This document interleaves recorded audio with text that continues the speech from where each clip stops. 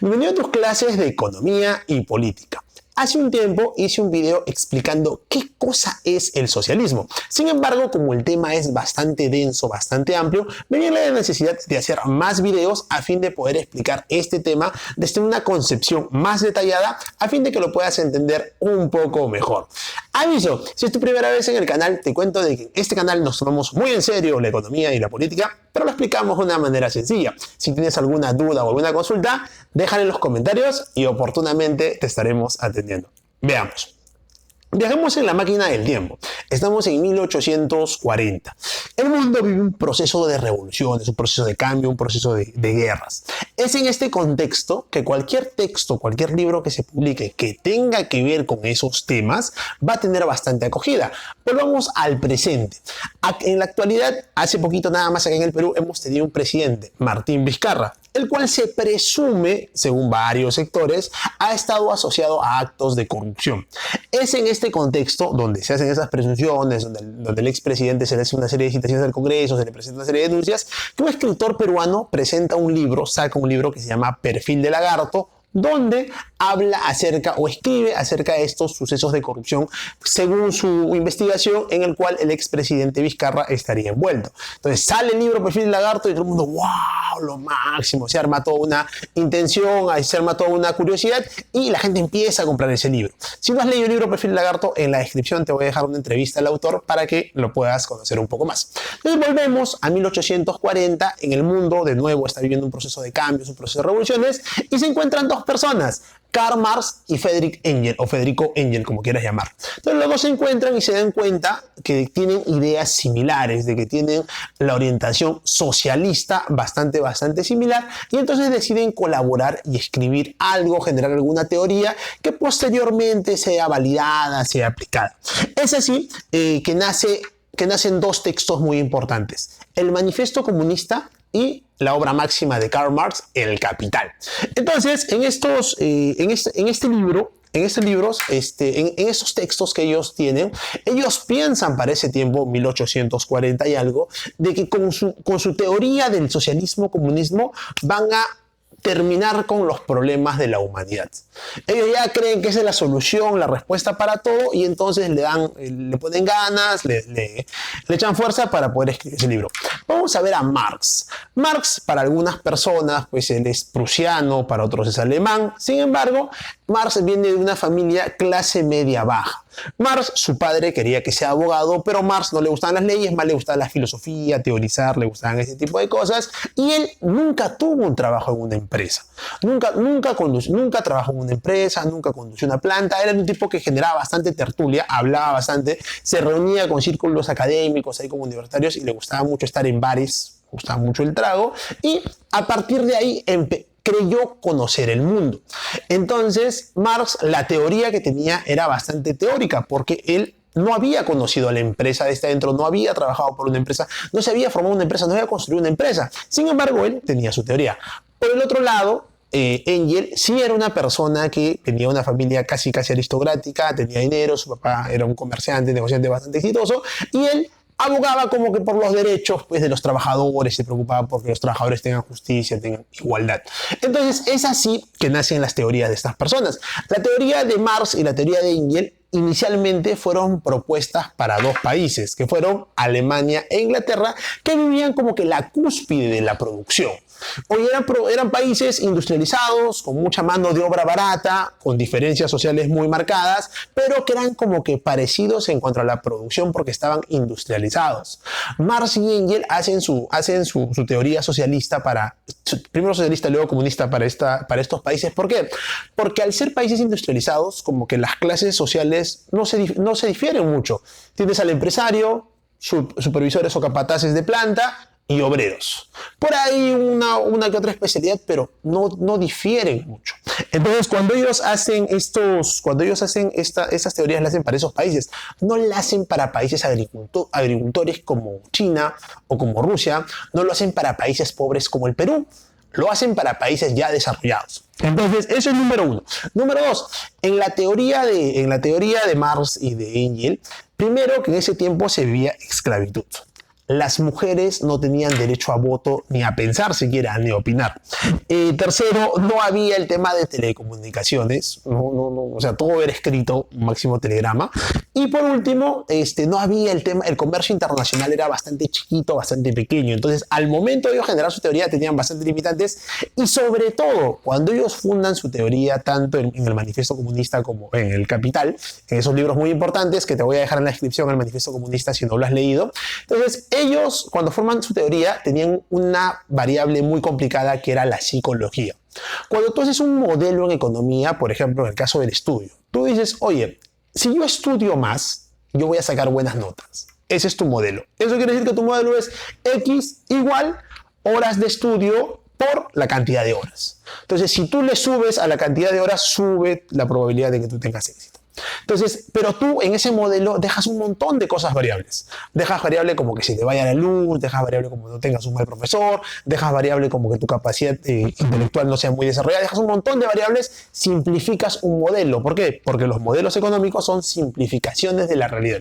Entonces, todas las variables que tú dejas constantes en tu modelo, no las contabilizas, pero te pueden jugar malos ratos, que fue lo que le pasó a la teoría de Marx y de Engels. ¿Por qué? Porque ellos dejaron como constante la psicología.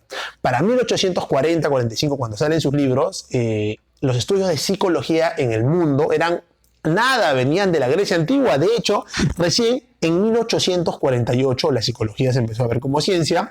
En 1879, a partir de que Walden Wundt, el padre de la psicología conductual como la conocemos, funda el primer laboratorio científico en Alemania.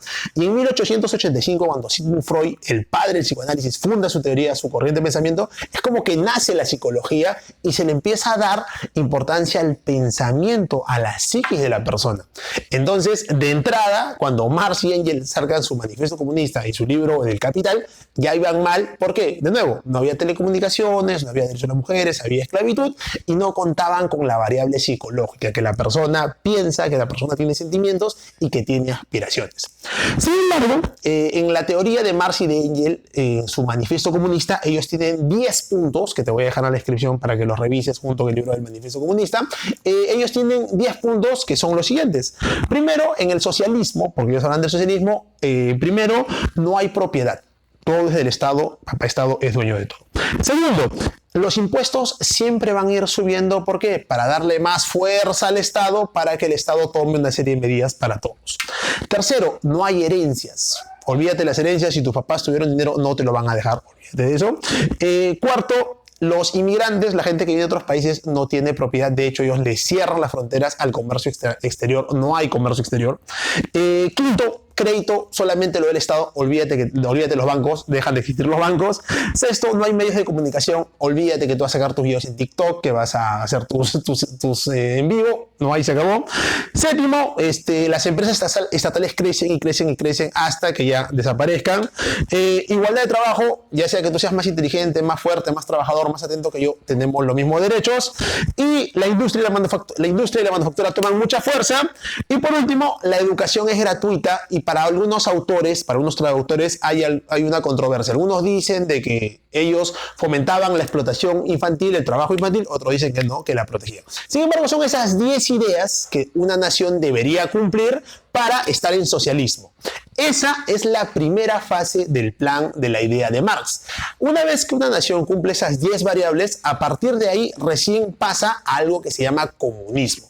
¿Por qué comunismo? Porque todos somos iguales. El Estado desaparece y a partir que el Estado desaparece ya pues todos vivimos en igualdad. Sin embargo, para que exista el comunismo tiene que haber algo. La aparición de un nuevo hombre, de un nuevo tipo de ser humano, sobre todo hombre, ellos no escriben de mujeres, que piense en beneficio de la sociedad. Este nuevo hombre no va a tener deseos, no va a tener inquietudes, no va a tener aspiraciones y va a trabajar por la sociedad. Si yo trabajo más que tú, los dos tenemos los mismos derechos porque todos vamos a ir a comprar a un gran almacén que es el que provee todos los bienes y beneficios y solamente vamos a hacer intercambios. El dinero desaparece, olvídate de la plata, no hay plata, y el Estado también desaparece, pues no hay Estado. Entonces, esa es la teoría de Marx y de Engels, que se fundó en 1840, 1850 y descansa por muchos años hasta que en 1917 un ruso llamado Lenin recoge estas teorías y las aplica o las empieza a aplicar en la Revolución Rusa de 1917. Rusia vivía para ese entonces, estaba viviendo ya el final de la época de los zares, del zarismo.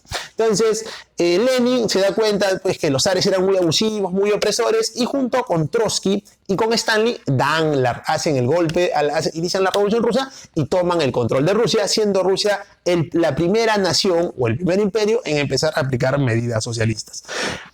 Muy contrario a lo que pensaban Marx y Engels, Lenin hace todo al revés. ¿Por qué? Porque en lugar de que el Estado empiece a desaparecer en este socialismo, el Estado crece. De hecho, Lenin toma un poder increíble.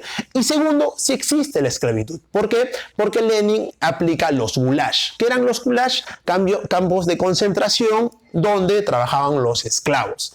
Es por eso que cuando se miran las cifras económicas de Rusia y se le compara, dice, sí, el socialismo de Lenin fue lo máximo. No fue lo máximo. ¿Por qué? Porque ellos tenían esclavitud.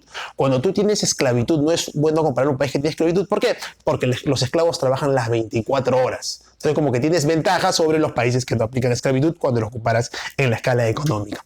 Entonces, Lenin empieza a aplicar sus medidas, luego los suple Stalin, y más o menos por 1960-70, Nikita Khrushchev se da cuenta que lo que había hecho Stalin pues, ya no se podía, las medidas de Lenin ya no iban, y deciden empezar a cambiar para salirse del socialismo y pasarse al libre mercado, que es a partir de 1990 con la perestroika.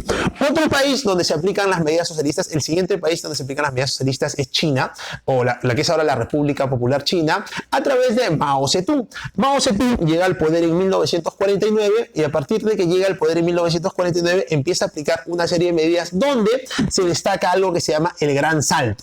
El Gran Salto fue una serie de medidas que aplicó Mao Zedong, que lo que hacía era eliminar registros de la historia de la cultura china y empezar a formarla hacia una serie de reformas económicas, sobre todo en la parte de agricultura, juntarlos en comunidades y que el Estado intervenga en infraestructura, en carreteras, en puentes, en hospitales y demás.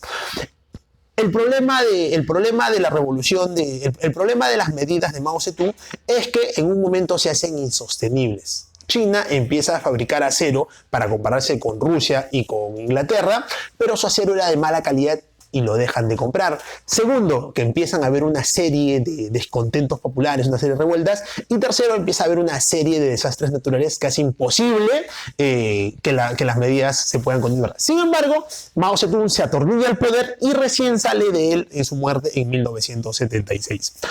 Otro caso emblemático que ya viene para Latinoamérica es Cuba. Cuando Fidel toma el poder en 1959 en Cuba, le da el golpe de Estado a Batista, Fidel Castro, el Che Guevara y Camilo Cienfuegos, Cuba vivía en el paraíso del turismo. Cuba era, de hecho, hasta el día de hoy existe un lugar en Cuba que se llama Varadero, que es una playa increíble. Entonces ellos le dan el golpe a Batista, lo derrocan, y Cuba, que era potencia mundial en turismo y que adicionalmente eso tenía el tema de las telecomunicaciones con la radio y el teléfono muy desarrollados, pierde su poder, pierde su brillo. En 1960 Estados Unidos le impone sanciones económicas, le impone un bloqueo. ¿Por qué? Porque Cuba iba de la mano con la URSS, la Unión de Repúblicas Socialistas Soviéticas, que era como antes se llamaba Rusia, y le dice, ¿sabes qué? Yo no quiero hacer acuerdos contigo, y lo cierra, y eso hace que la economía de Cuba, que si bien es cierto tenía relaciones con la URSS, el resto de países lo bloquea y cae la economía de Cuba hasta el día de hoy. Características similares en esos tres países que son como que los principales donde se han aplicado medidas socialistas inicialmente. En el caso de los tres hay un alto culto hacia el líder. El partido es el líder y el líder manda. Entonces, como que Lenin primero, Stalin segundo, la figura lo máximo. En China es Mao, y en Cuba pues Fidel, y para de contar. Segundo, llega un momento en que estas medidas son insostenibles. ¿Por qué? Porque lo que fomenta el crecimiento de las economías de los países es el comercio. Entonces, si tú solamente te quieres vender a ti, si te quieres cerrar las fronteras y solamente trabajar contigo, el problema es que eso en algún momento se va a acabar. Tienes que vender y comprar afuera. Entonces, esas medidas, si bien es cierto, van en crecida, luego van en bajada. Otro tema es que estos líderes se atornillan al poder. Y al atornillarse al poder, pues, la gente llega un momento en que le genera represión, le genera resistencia, y por último, pierden su brillo del pasado. En el caso de Rusia, pues si bien es cierto, tuvo un tema de crecimiento después de la Segunda Guerra Mundial, pero después cayó. En el caso de China, que venía de ser una cultura milenaria, la revolución de Mao como que destruyó todo eso. Y en el caso de Fidel, en el caso de Cuba, lo mismo. Si tú ves la película El Padrino 2, te voy a dejar un clip en la descripción para que puedas ver una parte. Cuba tenía hoteles hermosos, autos modernos y todo eso se perdió por la revolución. Adicionalmente a eso, algo que en estos tres países sucedió es la represión a la opinión. En los gobiernos socialistas normalmente las personas no pueden opinar libremente, no pueden contradecir a lo que dice el partido, no pueden contradecir a lo que dice el líder. Entonces, las personas que dicen sí, el socialismo es bueno y positivo y todos somos iguales, te están diciendo una parte nada más del socialismo que efectivamente, teóricamente busca la igualdad, pero que en el tiempo no la ha encontrado. No hay evidencias, al menos en esos tres países que son los más conocidos en el mundo, que se haya logrado la igualdad. O si se ha logrado la igualdad, es que los líderes son totalmente ricos ahora, como pasó en Cuba, como pasa en otros países, y el pueblo es totalmente pobre. Adicionalmente a eso, de las economías socialistas no se han generado teorías, no se han generado modelos, no se han generado cosas que puedan servir para el estudio económico. Lo que sí se ha generado han sido muertos. De acuerdo a un libro publicado en 1917 por investigadores franceses llamado Le Livre Noir du Communisme, o subtitulado o traducido del francés El Libro Negro del Comunismo, hasta 1996 los países que habían aplicado medidas socialistas comunistas por la fuerza, porque el socialismo se implanta por la fuerza, nunca, hoy hay que conversar, esos países que habían implementado esas medidas hasta 1996 habían dejado más de 100 millones de muertos directamente. El socialismo no ha legado grandes teorías, pero sí ha legado muertos. Y eso es algo que los socialistas normalmente cuando te venden su teoría no te cuentan. Nuevamente, los socialistas te hablan acerca de igualdad, de que todos somos iguales y vamos, pero la evidencia ha demostrado que no. Segundo, los socialistas, a través de la aplicación de medidas socialistas económicas, no han legado teorías, no han legado postulados que hoy día sirvan. Y número 3, lo único que han legado hasta la actualidad han sido muertos. Lo que te cuento es una introducción a nivel mundial. En un siguiente video te explicaré acerca, y por eso no he hablado del tema de Venezuela aún, te explicaré acerca de qué impacto han tenido las medidas socialistas en los países sudamericanos, especialmente en el último tiempo, desde 1990, para que lo puedas entender de una manera más sencilla. Cuando te pregunten quién te dijo a ti esa vaina, ya sabes qué responderles.